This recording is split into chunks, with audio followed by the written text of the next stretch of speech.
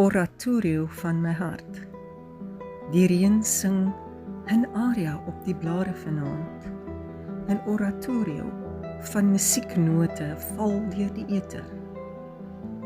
Drup vraagtekens so spatpredikante en maak woordkabbelings oor die spoelklippe van my hinkerende hart.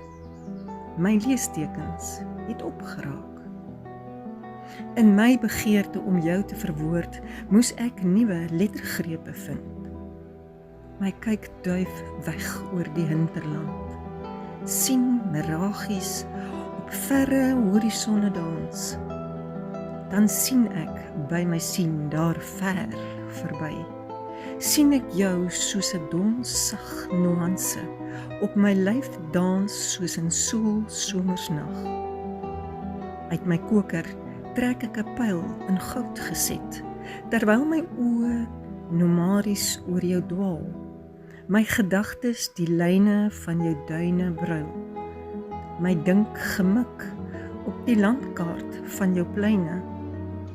Sekuur en seker bygeboog en tref die kol. In morsekode stuur ek vir jou 'n stukkie perkament. Met jou zipcode netjies afgeets daarop, skiet ek dit deur die blou atmosfeer tot in jou hemisfeer en arriveer in jou milieu. Netjies gekaart vir jou hart. So antwoord ek die taal wat jou oë praat. Hoor my oë die woorde wat jou lippe herhaal. Onthou ek die muskus van jou op my palet. Het die gorras van die droë Lazarusvallei oases geword met jou as my daaglikse brood.